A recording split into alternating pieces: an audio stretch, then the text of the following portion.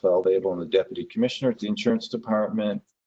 I'll be walking you through the slides today that describe the waiver program and the process that we're using for public comment. And then there will be an opportunity for public comment at the end of the presentation. I want to mention that there are a number of other folks on this WebEx from the Insurance Department. Tyler Brennan, our Director of Health Economics, David Skye, our Life Accident and Health Actuary, and Ariane Sibley, our Director of Communications. Let's go to the second slide. So this is our agenda for this afternoon. I'm going to talk a little bit just about background and context for the waiver. Then I'm going to describe what the 1332 waiver program is all about and the process that we'll use for public comment and what the next steps are going to be. And that will be the end of my presentation, and then there'll be an opportunity for anyone to comment who wishes to do so or to ask questions. Next slide, please. At this point, I'd like to ask Ariane to just walk us through how the comment and question opportunity will work on this WebEx. Good afternoon. All of the lines on the call have been muted. There's no need for you to turn on your video unless you would like to when you're asking a question or making a comment. If you're having a technical issue, please use the comment box on the webinar to request help. You can use the drop-down menu above the comment box to send your comment directly to Hargobin Khalsa. There will be two ways to make comments and ask questions during the public comment portion. The first is that you can type into the comment box, and please use the drop-down menu above the comment box to select who you want to send your question to or comment to everyone. Or you can also raise your hand and we will unmute your line and announce you so that you may begin speaking. And you may turn on your video at this point if you want. Thank you, Ariane. Could we have the next slide? So here's the website where you can get access to all the documents that relate to this waiver application, including the application itself that exists in draft form right now. Next slide, please.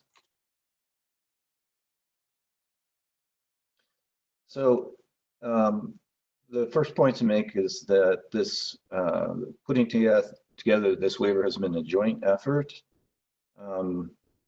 between the New Hampshire Insurance Department and the New Hampshire Health Plan. The New Hampshire Health Plan is a statutorily created nonprofit organization that has been in existence for some time, and in the past has run, for example, the New Hampshire high-risk pool. Under the waiver, the New Hampshire Health Plan will be administering the reinsurance program created by waiver. Next slide.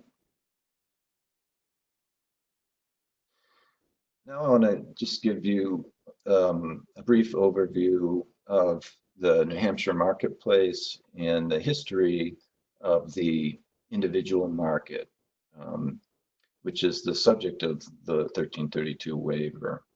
As most folks know, the health insurance markets are divided into the individual market, where people purchase coverage on an individual basis, the small group market, where small employers sponsor coverage for their employees, and the large group market, where large employers sponsor coverage for their employees.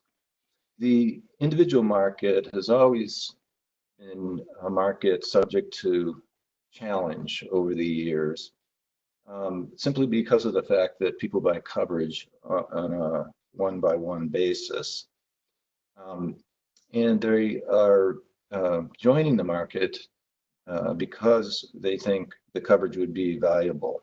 So that puts them in contrast with employer-based markets where people are brought together for a reason other than wanting insurance. Employer-based markets, for this reason, are inherently a more balanced risk pool for insurers to cover, and the individual market is inherently more subject to what's known as adverse selection. People buying coverage because they have a higher likelihood of actually needing to use it. And because of this challenge for the individual market, that market has needed or required a subsidy over the years. Beginning way back in the 1950s with the creation of Blue Cross and Blue Shield of New Hampshire, that subsidy existed in the form of tax exemption for Blue Cross and Blue Shield to provide coverage on a guaranteed issue basis when other carriers did not. That ended in the early 90s, and the legislature created an individual market that offered coverage on a guaranteed issue basis. And for a while, it was not supported by any kind of subsidy mechanism. And the market declined partly because of that. Carriers were leaving the market and the number of people covered was shrinking. So in 1998, the state created a risk subsidy mechanism to support the individual market. And then in 2002, that was substituted with a high risk pool, which existed all the way up to 2010. At that point, the Affordable Care Act was passed, and new forms of subsidy were introduced for the individual market, a pre-existing condition plan, and a reinsurance program that existed for the first few years of the marketplace exchange. So that gets us up to today. Next slide, please. Or almost up to today. With the beginning of the Affordable Care Act, we saw some changes in the individual market which were beneficial. It grew a significant amount. The rate of uninsured dropped from 10.7% to 5.7%. However, in recent years, the individual market has seen some challenges again, in part because of the elimination of the individual mandate penalty, the lack of funding for cost-sharing reductions, and expanded access to more limited forms of coverage, which lower risk persons are more likely to purchase, as well as underlying healthcare increases in underlying healthcare costs.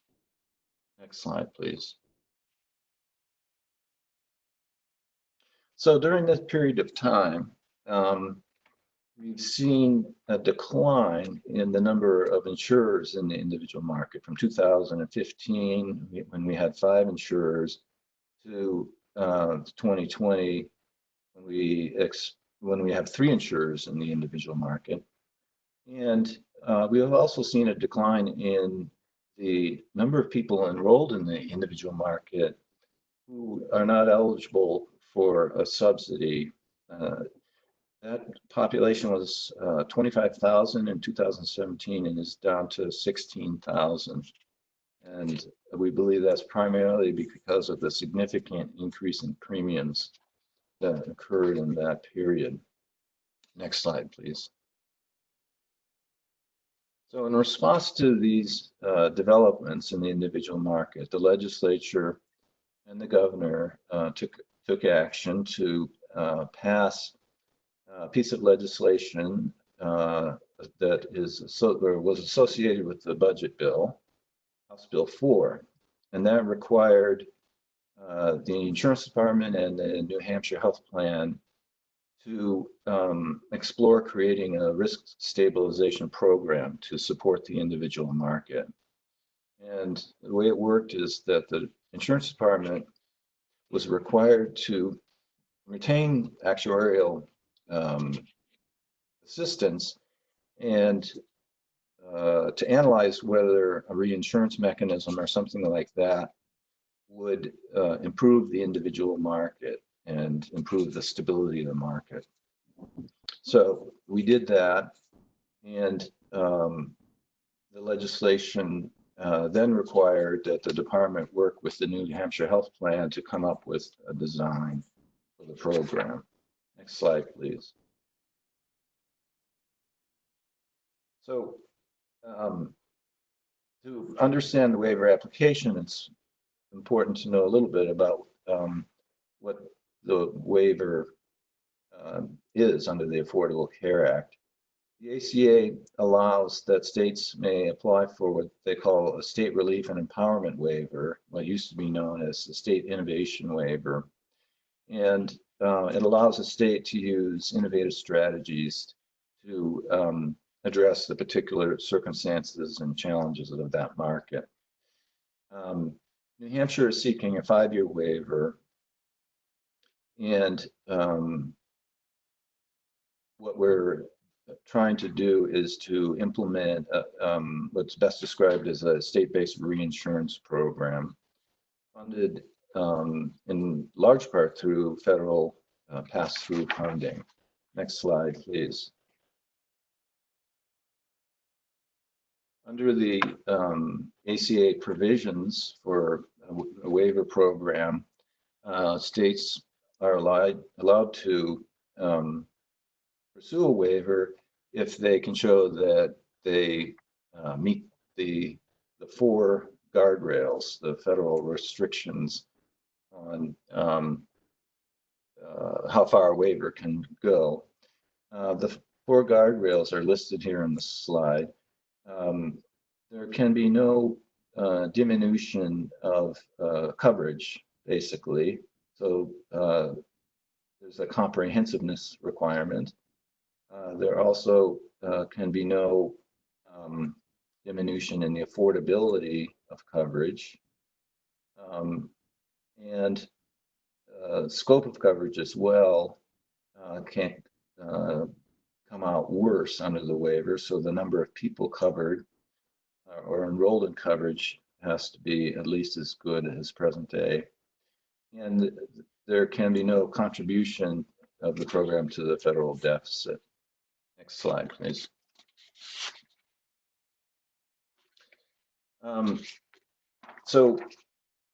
What we've done so far in terms of implementing or designing and putting this waiver together is we've retained, the insurance department has retained an actuarial consulting firm, Novarest, and they've done the analysis, which found that a reinsurance mechanism would indeed improve the stability of the individual market and reduce premiums. Based on that, the insurance department directed the New Hampshire Health Plan to develop a reinsurance plan of operations, and the department worked together with the board of the New Hampshire Health Plan to develop that design. We also had input from the statutorily created legislative commission on the status of the individual and small group markets. And the waiver draft application has been written and made public with the help of our other consultant, PCG. And it will ultimately be submitted by the insurance department with a cover letter from the governor. Next slide, please. So now I'd like to give you a little bit more detail. Next slide, please, about the design of the waiver, what this reinsurance program will amount to. It will reimburse health insurance carriers based in the individual market based on their share of high cost claims. And we define high cost claim as a claim between $60,000 and $400,000. And the reimbursement will be for a portion of the cost in that corridor. Most individual plans will be able to participate except grandfathered and transitional plans.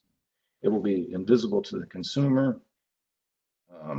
It's a reimbursement that goes directly to the carrier. And the target reimbursement amount will be 74% of claims between those two numbers. Next slide, please. So the carriers will submit claims and be reimbursed based on their share of those high-cost claims. And they're expected to develop rates based on the expectation of receiving those reimbursements. So their rates are expected to show reduced costs because of this program. From year to year, the state can change the parameters under the waiver, and carriers are required to maintain and report on their care management programs for these high-cost claimants. Next slide, please. There are two funding sources for the reinsurance program. In the first instance, there's a state funding, which consists of an assessment on health carriers of 0.6% of the cost of the prior year's second lowest silver plan on the exchange. This assessment is estimated to raise $13.5 million.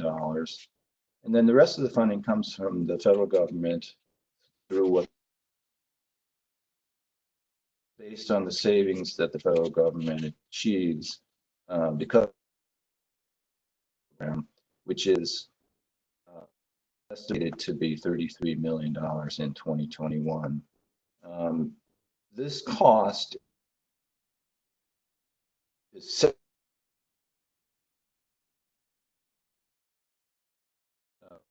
does not fluctuate on market experience. Next slide, please. So by subsidy for the high cost claims, reinsurance, through the reinsurance program, we expect to see premium savings, and Novarest has estimated approximately 16% reduction in premiums over what they otherwise would be. And this would also result in estimated increase in enrollment of 6%. And the expectation is that it would make the market more attractive for health carriers to write in, including the existing carriers and possible new ones in the future. Next slide, please. I'd just like to take a few more moments to talk about how the public comment will work. Slide. So under the waiver process, states applying for waiver are required to have a 30-day public comment period. So that for us is March 16th to April 15th. And it began with the public notice and the draft of the waiver being posted on our website. And it includes two public hearings, this one that we're having right now, and one on April 2nd. The public comment period closes on April 15th. Next slide. So there are a number of ways that you can submit comments or question. First, by participating in the public hearings like this one, or by email, and there's the email address that you can send it to, or via regular mail, and there's the address for that. And if you have questions, you can also email those to the same address. Next slide, please. So the steps, I just want to take a moment to describe the steps after the public comment period. So next slide. So we finish the public comment period. We make any adjustments to the waiver application that are suggested through public comment. And then we submit waiver application to CMS. That's expected to happen at the end of April. CMS then turns around and has a federal comment period for 30 days. And there's the address that you can go to for submitting comments through the federal stage of the review process. And we expect the application to be approved in early summer of this year, and to be ready for implementation beginning January of 2021. Next slide, please. So here is a list of some of the key people who have been involved in the development of the waiver application, and their contact information.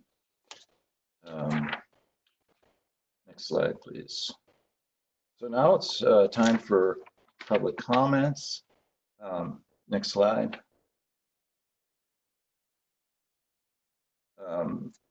And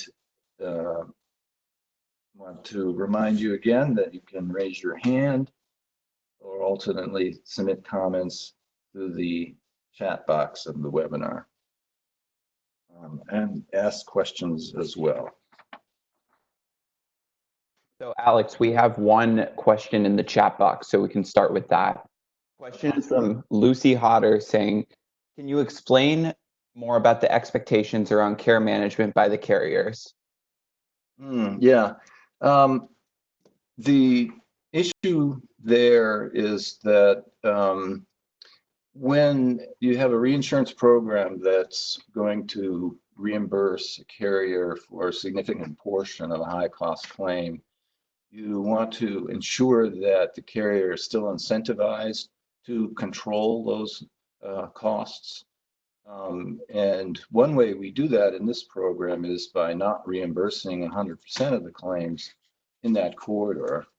We reimburse something less than that, but we also want to see carriers demonstrating that they have care management programs in place, so that they have the ability to show that claims are not unnecessarily escalating for lack of care management.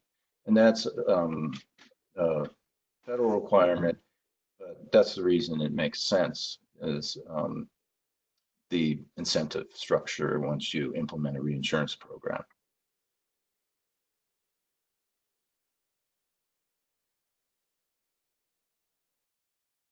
Do we have any other questions or comments?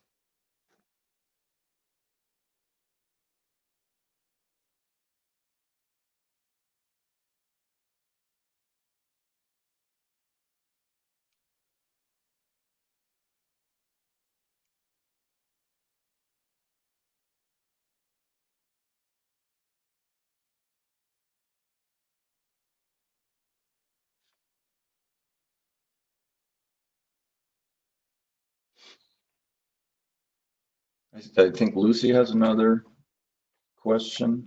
Yes, which I can read. Lucy Hodder posted in the chat box saying, this program in any way impacts subsidies or cost sharing for enrollees? No, not at all. It is entirely invisible to enrollees, and doesn't affect the way the subsidies work, which is based on your income level and the cost of premiums. So that's the basic answer. There is, of course, a cost savings to the federal government, because when you lower premiums for the whole individual market, you lower the amount of APTC subsidies the federal government has to pay in order to get people down to the affordability level that's required by the ACA. But in terms of the out-of-pocket costs of those people who are eligible for subsidies, it does not affect that.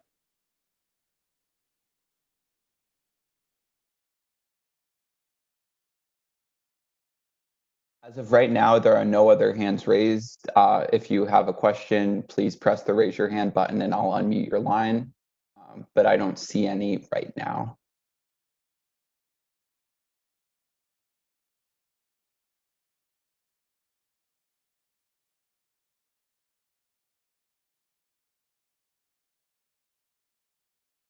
We have another question in the chat box from Cindy Rosenwald. She says, what if enrollment increases? Won't that raise federal APTC costs and lower the federal savings to pass through? Yes, that's true that to the extent that enrollment is expected to increase, it does increase federal APTC costs. And there's a certain sense in which a reinsurance program like this is incrementally diminished by its own success. So the larger the enrollment, the more modest the federal pass-through funding is. But the way our team has talked about it is, that's, not such a bad thing because you're achieving your goals. We have another question from Lucy Hodder. She says, can you explain a little more about how this will be financed and any impact you think the financing mechanism will have on the broader insurance markets? Well, yeah, it's financed in the first instance through an assessment on the broader, health insurance market. But at a level that's, pretty modest. It's, I think comparable to what the high risk pool used to cost. And the advantages that, because of that amount, that $13.5 million, New Hampshire becomes eligible for between $2 and $3 for every dollar that the assessment raises. So there's that 33 some million dollars that are expected to come in through the pass-through savings. So the program is primarily funded by the federal government to improve affordability of coverage and market stability in the individual market, with a measured and modest impact on premiums overall, because of that initial assessment on all three markets. Prime the pump and create the cost saving dynamic.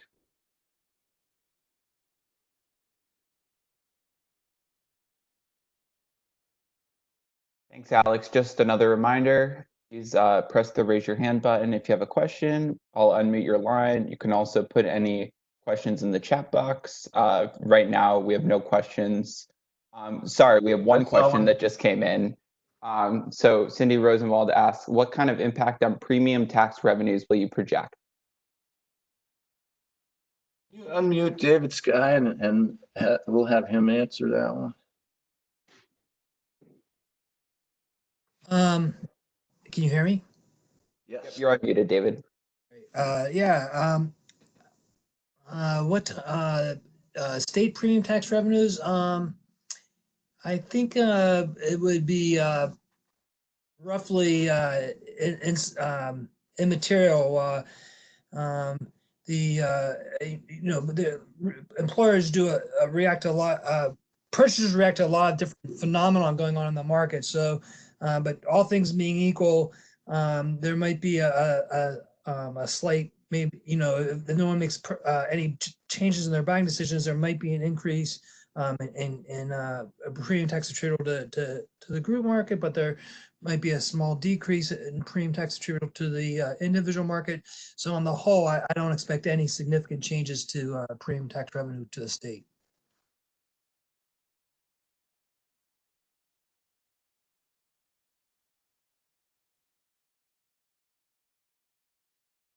Thanks, David.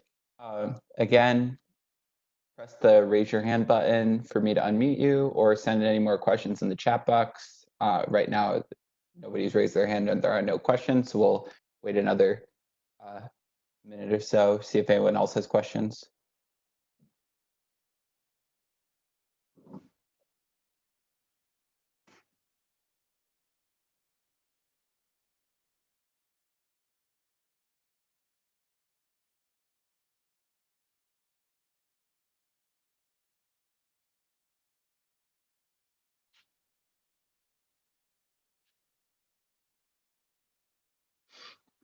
Okay, we have we have two more questions in the chat box. So we'll start.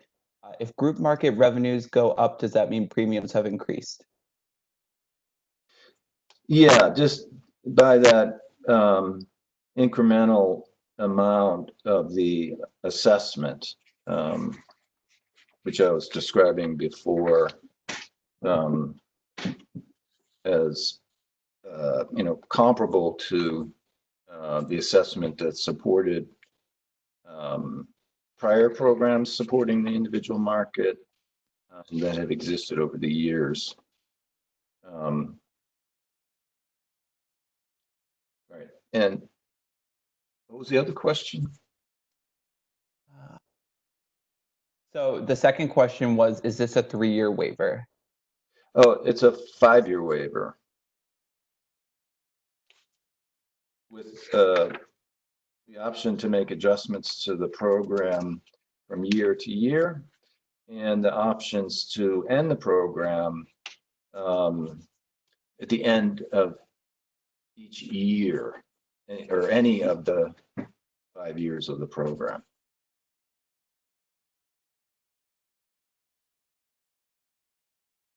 Thank you, Alex. If there are any more questions, please submit them now or raise your hand for me to unmute your line.